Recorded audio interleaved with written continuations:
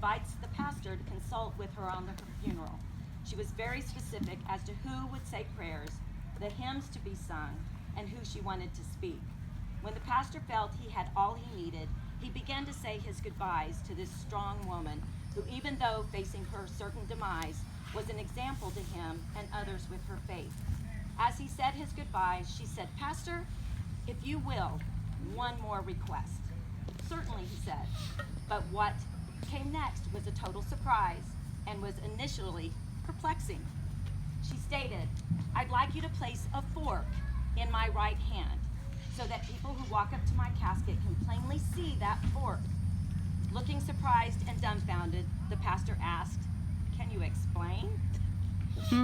She went on to say to him that whenever there was a meal at church, those cleaning the tables always said, "Hang on to your fork, something's better coming." Whether it was pie or chocolate cake, but always a great way to finish a meal. My meal is about to end. And I want people to know that I know something better is coming, and that fork will be my message to them. Nice.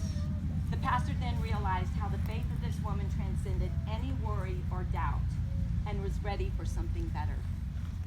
We need not look upon death as an enemy. With full understanding and preparation, faith supplants fear. Hope displaces despair. The Lord said, "Fear not, even unto death, for in this world your joy is not full, but in me your joy is full." He bestowed this gift. Shoot, I was doing so good. He bestowed this gift. "Peace I leave with you. My peace I give unto you. Not as the world giveth, give I unto you. Let not your heart be troubled, neither let it be afraid." Live it well, even to your loftiest potential as Tommy did. Then the anticipation of death shall not hold you hostage. With the help of the Lord, your deeds and desires will qualify you to receive everlasting joy, glory, immortality, and eternal lives. We're going to say another prayer, and then I'm going to turn it over for some storytelling time. So if you guys can reach over and just grab somebody's hand close to you and kind of join all in so that Tommy can look down and see all of us together. Really like you to do that. Kind of just bring it in. Thank you. Let us pray. Most holy God, we ask that you bless Tommy and our family. May they all remain in your presence and in the special presence of each other. May they have the serenity to accept the things they cannot change, the courage to change the things they can, and the wisdom to know the difference. May they each grow in your spirit and love and know a new freedom. May they grow and find peace in their relationship with each other, with their friends, and with you, their God. May your blessing be upon us today and from this day forward. And God, please give Tommy an eternal rest, and may your light always shine upon him and our family. And may his soul and the souls of the faithfully departed through the mercy of God rest in peace. These things we pray in Jesus' name, and the people said, Amen. All right. I'd like to bring up Gene Engel, and for the life of me, I don't. There he is. Nice to meet you, sir. So the introduction is this. So the first person we talked about calling was Gene. Gene and my father go way back to the Lakeland boat race. Somehow Dad snookered Gene into doing all that work because that's what Dad was really good at. So I thought it was fitting today that he speaks for Dad. Well, be happy. Well, thank you, Paul. I'm going to tell that story because I've never been snookered so bad in all my life. And I'm the one that's supposed to be doing the snookering. You know? But let me just start by saying that what a privilege it is to be here, to be with the Hooten family who continues to grow. Yeah. But Tommy was very special. Tommy, it's hard for me to explain. I've been trying to think about it ever since yesterday. Paul called me yesterday, and I said, Paul, is there anything you would like for me to touch on? And he said, no, nothing in the Hooten fashion, which that's, of course, the answer was totally worthless. And so, what are you laughing about? But Tommy was special. There was something about him that was special. And I thought, why talk about boat racing? All of you all know what Tommy Hooten has done. I mean, he's a hero in this sport.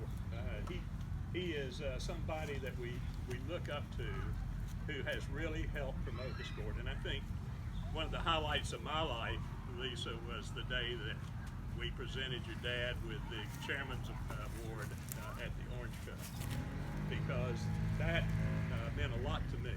I really thought about it. But I grew up literally watching Tom. I grew up watching him under pressure. I grew up watching him relax. I watched him interact with all of you all and all the people that come through the pit area. He would stop and talk with them. And more importantly, I watched the bonding of the Hooten family. Well, that's another story. I got my stories mixed up. But I watched this sport, and I watched the Hooten family and all of them come together in the bonding that took place. And Paul mentioned Tommy did me pretty good. It was Sunday afternoon, or actually Sunday evening. I was minding my own business, not picking on him, and the phone rings, and it's Tommy. And we went through that idle chatter, and I guess he probably sold cows, Murray, about as good as he sold me on this. He sucked me right into this thing, and I knew that I was starting to get the hook. I was starting to feel something. And I knew it was coming, but he still wouldn't get to it. And finally he said, Gene, he said, I've talked to Katie tonight, and she had to put Bill in a home. And he said, and she has told me that she is going to end the Orange Cup of God. At that point, I knew it was coming. I knew it. I had this feeling. And the next thing I know, he said, Gene, and let me tell you, he put a guilt feeling on me worse than my life had has ever had. He really put a guilt feeling. He said, your dad started, was founded with the Orange Cup of God. He said, you can't let this go. I said, Tommy, you do understand the word no, don't you? And he never hesitated. He just kept talking. He didn't respond. So finally, I knew there was really no way that I was going to get out of there. And finally, he said, would you please call Katie? Well, now, I don't know how many of you all ever said no to Katie. But if you did, it didn't do any good. And so I started talking. I started talking to Katie, and the next thing I know, I said, I give up. Let me know what I can do to help you. That was the understatement of the year. And I've learned to talk a lot better than that since then, to be a little bit clearer. So about 2 months into me helping Katie, the next thing I know, I'm president of the Central Florida Racing Team. And so that's where the story is. Now, where does Tommy fit into this? Well, Tommy should have been in the real estate business with me because he could really smooth you. that was pretty good. And but what I'm trying to say is that the Orange Cup Regatta just completed its 81st running. Wow. And it wouldn't have done that had Tommy not called me that night. If I hadn't called, and if he hadn't insisted that I have to call Katie, who you cannot say no to, it would not be here today. So that's my story about Tommy. And then let me just finish by saying Tommy had a tremendous influence on me because I watched him. I watched him very carefully all over these years. He was very competitive. He was very result oriented. Isn't it right? And he just absolutely knew what he wanted, and he went for it, and he would get it. And he's just, again, as I said earlier, Tommy is just, it was a special person. And he had a tremendous influence on me. I think about him often. I know he's there. I know right now, as we stand here and speak, that he and Katie are sitting up there right now going, hee hee hee. Look what I did to Gene. So I will never forget Tommy, and I just appreciate the opportunity. And Dad and him are talking notes. Thank you. Thank you.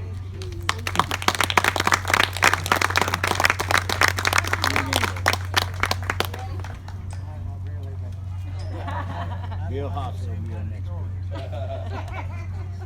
He had plenty about you, Bill. Oh my God. Now, Bill didn't say he didn't have stories. He said the same I was gonna say Dad had plenty about him. Everybody's got plenty. I can tell you about the Hooten family and what Walt Blankenstein said about them one time. We were going to race. Lenore she put food on the table and he said, the Hooten kids, he said they're all like a bunch of locusts.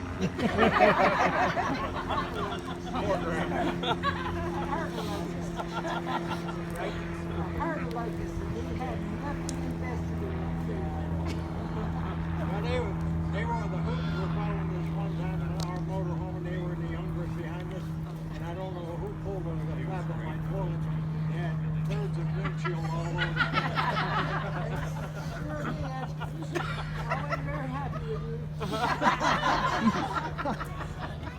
But I can tell you one story about Tommy. We went to a race up in, I think it was up in Gadsden, Alabama. We raced out there, and I stopped at the general store going in and bought a bunch of hot peppers. We sat in the pits drinking beer and eating those hot peppers all night long. Your daddy went up to the John with me. And when we come out, Tommy said, boy, I'm glad that's over. And the old man with bib overall said, what's the matter with you, son? And he said, well, he so-and-so's hot peppers that night. He said, well, don't worry about it today, but this afternoon when you fall, it'll be like flashballs going off between your legs. Those are the stories I know about you. I've been in trouble with him all my life. That's about it for me. I don't want to tell you the rest of the stuff.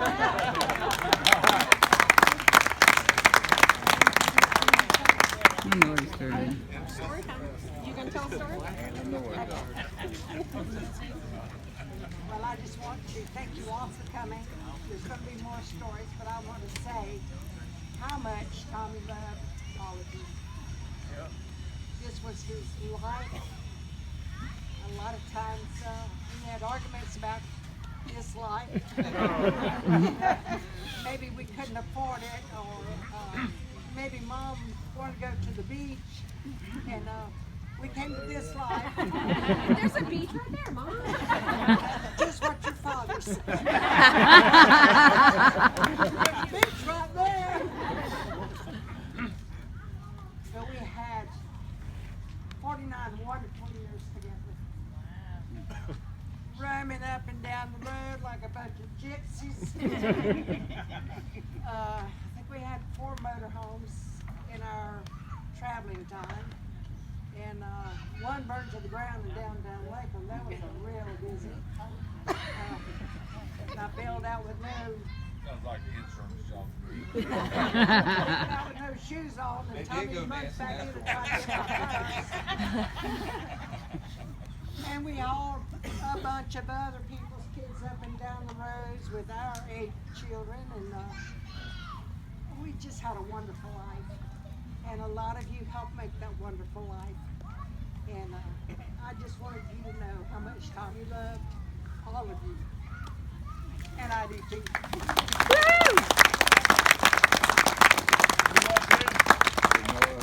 Okay, who wants to tell a story?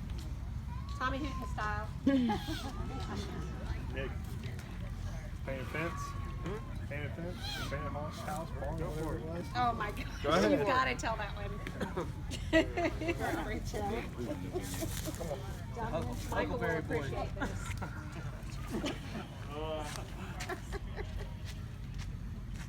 Early on in my life, we spent a lot of time in Washington. When Dad was racing, Uncle David was racing, and I loved it. I loved riding down there. I knew how to get there by heart from an early age. When Daniel and I were 9 and 10, I would guess, we started staying there all summer long. And I thought it would be great. But Pop put us to work. We followed him to the cattle sales, and we'd pass him a beer from the cooler in the back. Only at night, not in the morning. We're working these cattle sales, making good money for 9 and 10-year-olds, breaking child labor laws and all that. Nobody knew, nobody cared. We could buy skateboards and RC cars and whatever we wanted. We had the money. And Pop got in, or he was always into books on tape as far as I was concerned. And John Grisham's story, he got it in the mail. I think you might have given it to him. We listened to John Grisham, Painted House. For how long? That seemed like forever, It had man. to be 2 weeks. Took the whole Every time. single day, 2 weeks. On the way there, on the way back. On the way there, every day. So I'll tell a little synopsis about the story. It's a cotton farming family, and they got workers that come in. They got blacks and Mexicans that come work for them, and they got some poor people from West Virginia that come down to Texas and work for them. And the people that come down from West Virginia got this, guy that he's got something wrong with him. He can't work like everybody else, and he hangs around the house there. And there's a little bit of drama in the story, and the boy that can't do anything starts painting the house. Just one little corner shows up, and then he gets a little further down, and everybody ends up joining in and helping him. They got a beautiful house, and everybody gets along. As soon as that story ended, Pop was whipping into a park. I mean, it was time. It's like he's banging a start out here. Whipping into a parking spot at Home Depot. As the story ended, the story's going off, and we're parking in Home And Depot. He put it in park. We get out and go. I swear to God, it was time like that. So we load up some 5-gallon buckets of paint. Oh my Me and Daniel got the paint. And then we had to go get more paint. Because I think Daniel and I got more paint on me and him than the house. He started it. Yeah, I get a kick out of that. Pop bought about 40 gallons of paint. Now, it probably only would have taken 15. We never had to paint it again, though. That's true. Pop would work you to death, but you always enjoyed it. You did it for him because you loved him. And, he taught us all of our work ethic. I think the Hootens do work hard, and it's because of him. And Grant. Thank you. We love you.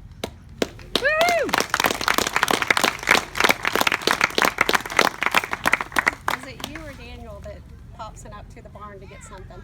The orange So, car. That was me, too. I gotta get back up. You gotta tell the orange. Back in there. Oh, okay.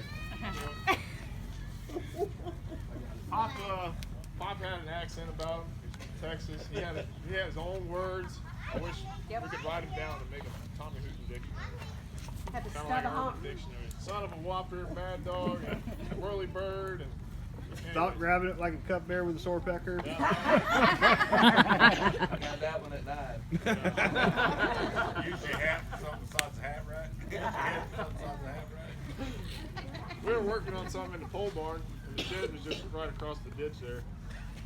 And Pop says, we were measuring something. He says, go get that orange card.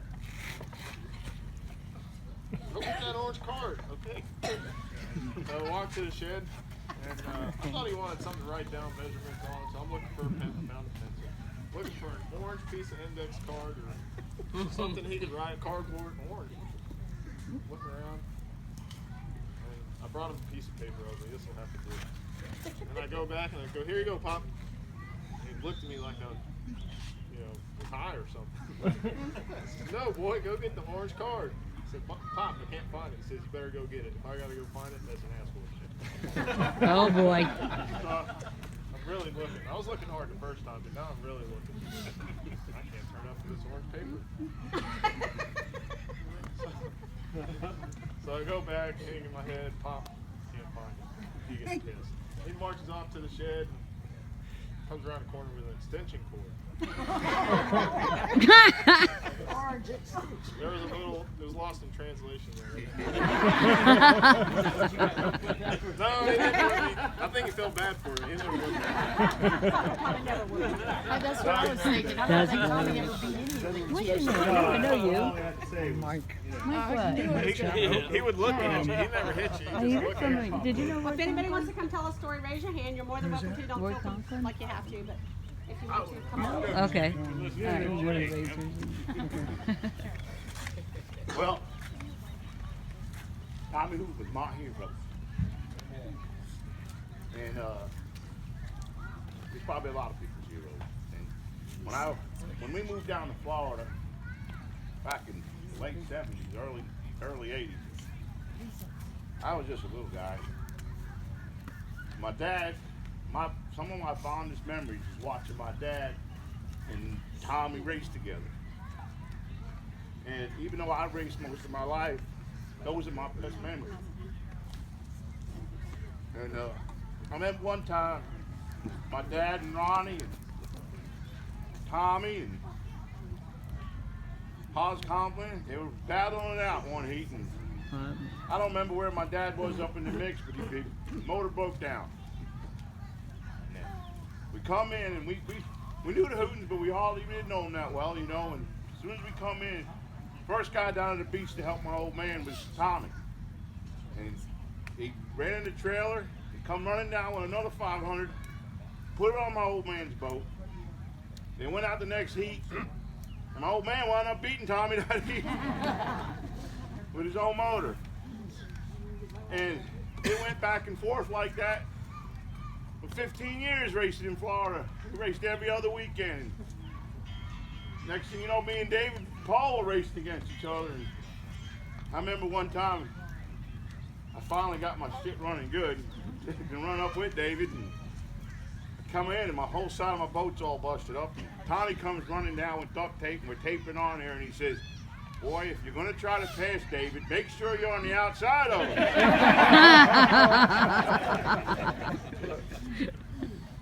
I loved him to death. He was always there. He was one of my heroes. Well, that's really all I got to say. Nice. And I got his socks on today. Thank you. Yes, I love you. Love you too. This could be good.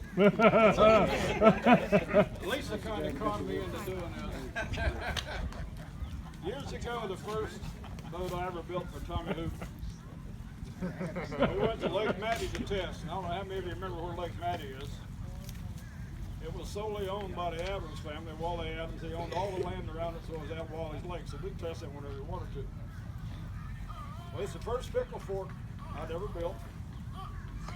Tommy gets in it, heads out, goes out, makes his turn, comes down, and gets about almost right to here. The boat goes zip, zip, and Tommy goes this way. We get him all back into the shore, check everything out, change the setup. It wasn't going fast enough, we got to jack it up a little bit. So we jacked the motor up, Tommy went out again, same thing. They got just about to the same spot. Boat turns left, he goes right. He does this 3 times. He said, "You sure you got everything right on this boat?" I said, "I don't know, let's take it back and check." He said, "That's a good thing." He said, "'Cause I'm out of face shields." Now, to give you an idea of what kind of nerve this man had, I carried it back to the shop, checked the bottom, I found what I thought was a mistake, straightened it out. We went back to the lake the next weekend. Tommy says, "You think you got it?" I says, "Yes, sir." He crawled in the boat, we pulled the string, he went out, come back, come by, not a flaw in the country. Every race he entered with that boat, he never was lost. Woo! Who was that? So a lot of you will remember, Oh, okay. I don't remember the year, somebody will probably can holler it out, in the 70s, I believe, maybe 80, when Dad crashed out here and he hit the soft shell turtle at the start-finish line.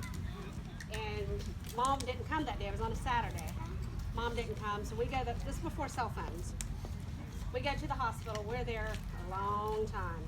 And I remember saying, Dad, should we call Mom? Nope. Not call your mother. He was adamant, and we pestered him a few times. We're like, Dad, we're gonna get in trouble. We need to call Mom. Nope, do not call your mother. We were prohibited from calling her. We get home at some god awful hour, midnight, 1 o'clock. We've been in the hospital all this time. She doesn't know what's wrong. She thinks all of her kids are dead on the side of the street or whatever. And boy, we're all in hot water. Not just him, all of us. Mom's like, are your fingers broken? Are your fingers broken? You couldn't call me? The next day, Dad broke his neck out here. The next day, in an embrace, went out and he broke a record on this lake. All was good until Mom shows up and they're announcing, Tommy Hooten broke whatever record it was. Mom lost it. David put him in the boat. He didn't want to get his shoes wet. He's like, oh, if I get my shoes wet, then Lenora will know I rode in the boat. I had some words with. I wasn't there. You want to tell your such a cute one. Well,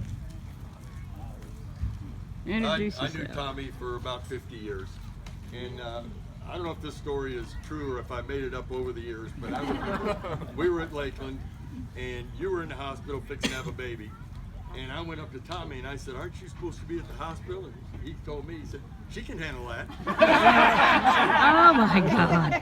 But the little story I've had is my son Casey is in his 50s now, and he grew up adoring Tommy Hooten. And he used to call him Rooten, Tooten, Tommy Hooten every time. So I can remember, a teacher told me it must have been 2nd grade or 3rd grade, but he had show and tell. And they called on Casey, and Casey said, you might have heard of Rooten, Tooten, Tommy Hooten, but I'm romping, stomping Casey Compton. Oh, that's kind of fun. Okay, elders, family, anybody want to say anything? There's like 9,000 of you out there. Kind of like the Hootens. I'll go first. Okay, so in my former life, in high school, I was in agriculture, big in FFA, and I helped my uncle with his cattle production company. And Ben and I had just started dating, and I went to my first boat race in Lake Placid. And I met this great family, the Hooten family.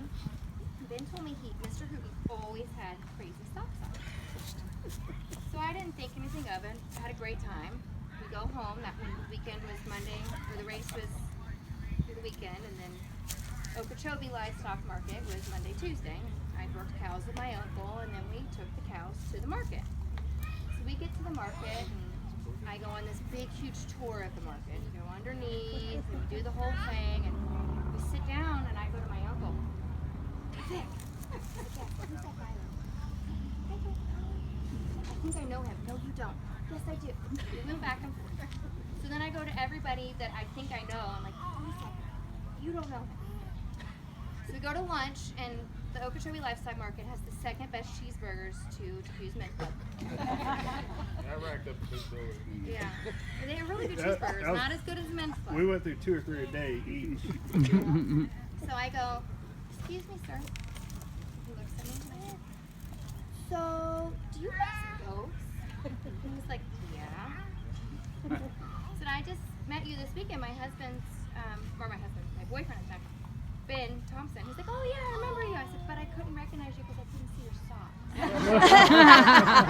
And he says, oh, you mean these? And he pulls up his hands.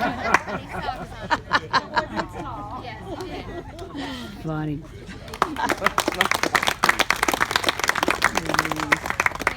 That's him.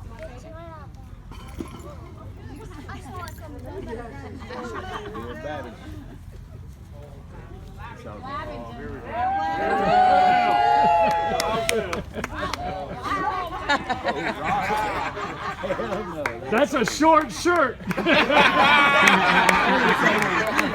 years ago, it used to fit.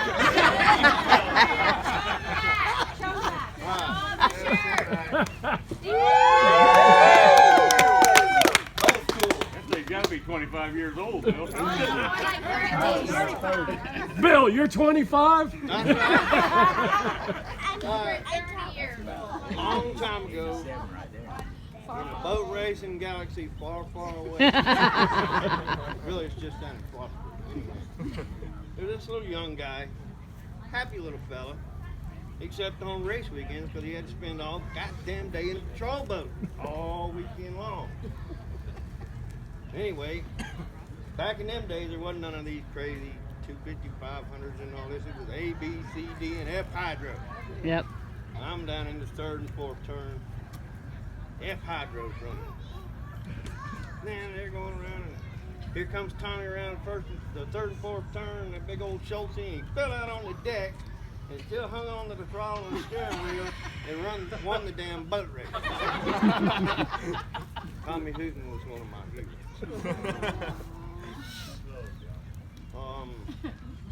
Ocoee.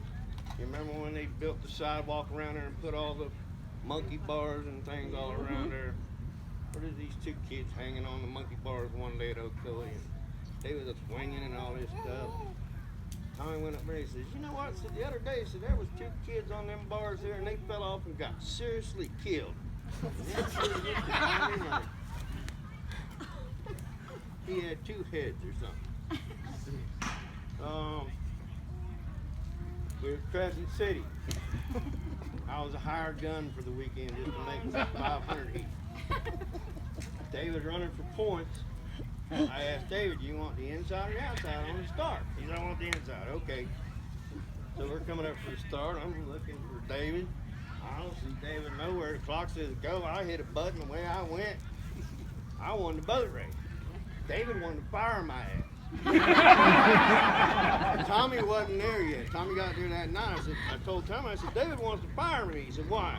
I said, because I kicked his ass today. So you did just what you're supposed to do. Tommy Hooten was one of my heroes.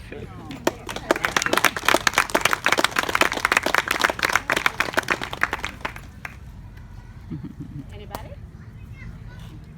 I'll take it. Okay, come on in. Oh, good job. I just want to start off where Bill left off. I think the theme of this whole thing is Tommy Hooten was one of my heroes. And I got the privilege to go and hang out at their house and do chores. There was always chores.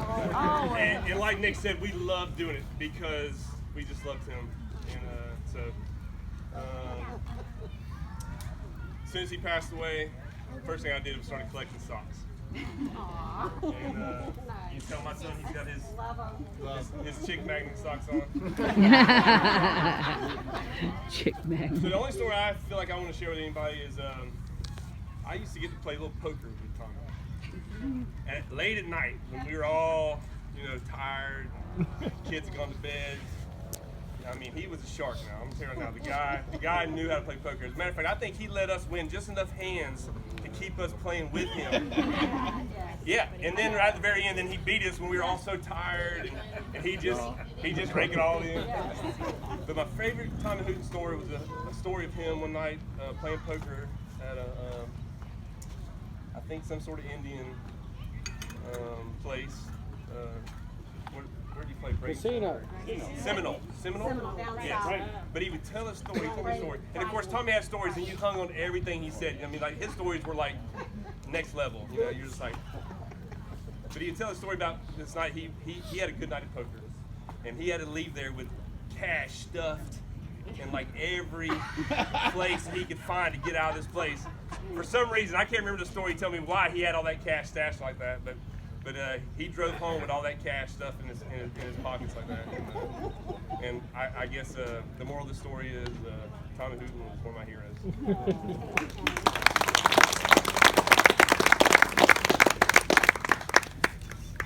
Tommy was a great poker player. Don't ever play Monopoly with them. Oh, yeah. Our Unless you got kids about 3 days. flew us to Las Vegas. Me and Tommy didn't have a bit of business being in Las Vegas. We were so broke. But our kids put together money and flew us to Las Vegas for a week. And Tommy wasn't playing poker, but he was shooting those craps. And we come out of there with 50 grand. I mean, God was smiling on him. He loved to play dice.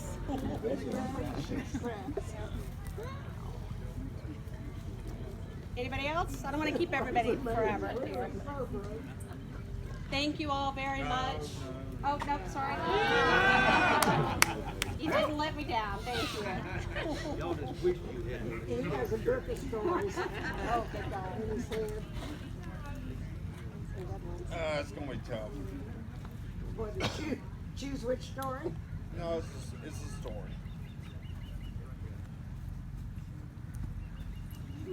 Don't make me cry. He's going to make us all cry. Don't make me cry. We're all gonna Don't make your mama cry. I think you should do it.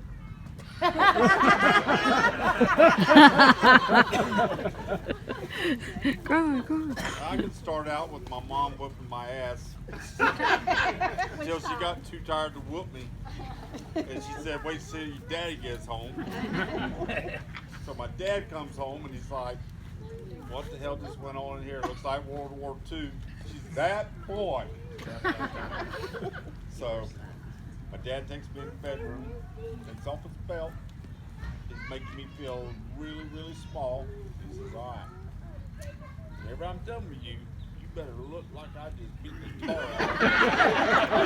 of you. He took that belt and he hit that bed. Bam! Bam! Bam!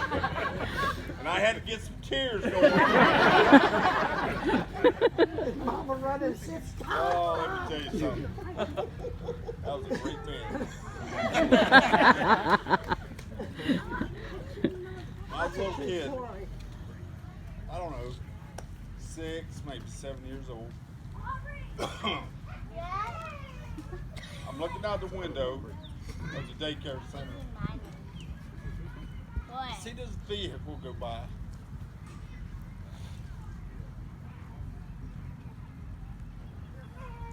It was my dad.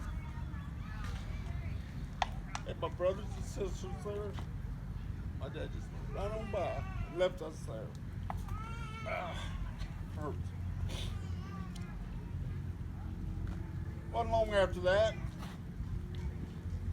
Well, the reason that we were there because my mom was working a second job as a dairy farmer, delivering milk or something like that. We were young, I don't remember. But she was making ends meet. And then a few weeks or a few months, who remembers, this man came into our life. It was Tommy. Tommy. He took all of us. Yep. He did. Sorry, guys. Even you, the mean one. Especially him.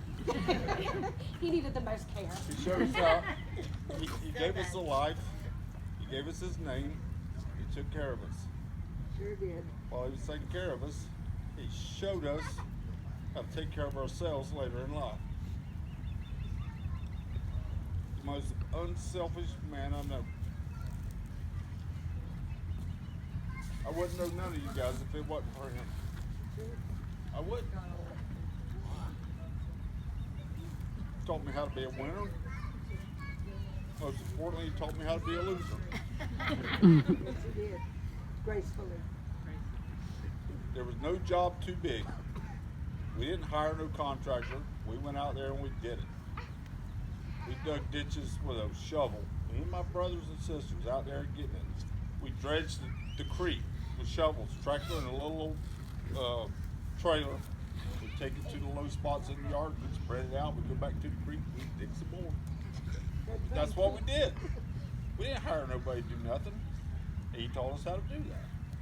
We built a nursery, we built a business, a prosperous business. My dad showed us how to do that.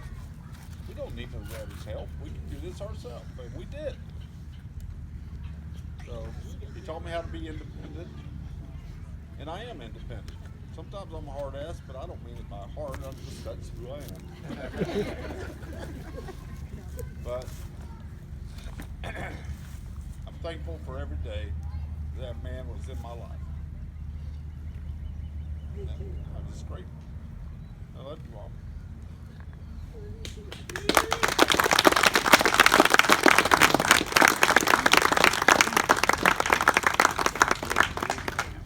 Well, on that note. So is everybody done? So we're going to wrap it up. So I want to thank everyone for coming. This day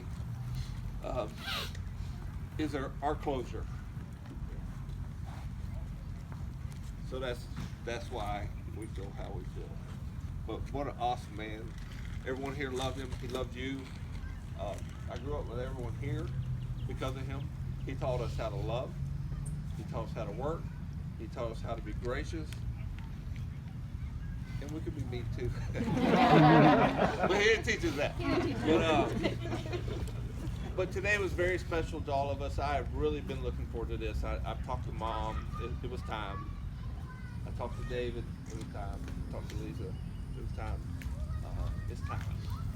It's time for us to let go, but also to store the memories and just know that he will always be there. We will always work hard. We will always win.